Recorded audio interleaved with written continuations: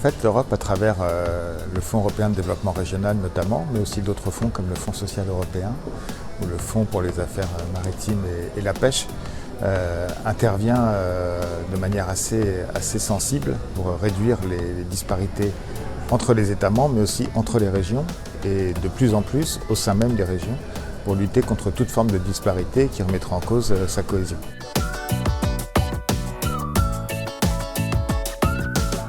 L'ANCT est en fait l'autorité de coordination des fonds européens en France, donc elle agit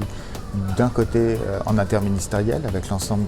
des ministères concernés par les politiques qu'elle finance et de l'autre côté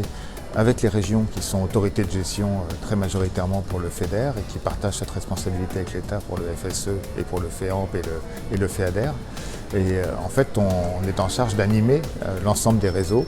interministériel, réseau avec les régions et au sein d'un comité État-région que co-préside la ministre et le président de Région de France, et puis en appui aux collectivités infrarégionales qui souhaitent mobiliser les fonds européens avec des exercices d'études, de capitalisation, d'accompagnement.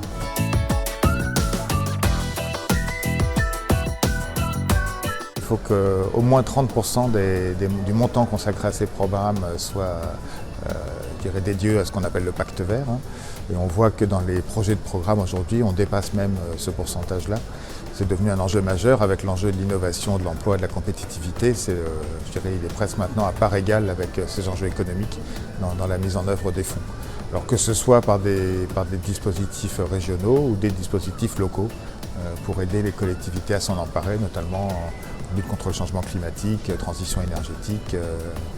biodiversité, gestion des risques, etc., qui sont des thématiques qui sont maintenant très fréquentes et de plus en plus en croissance dans ces programmes.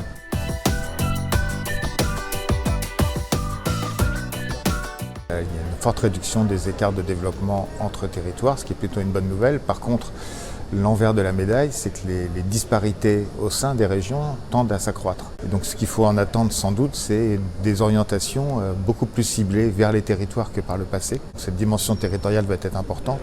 et de fait l'ANCT est bien dans son rôle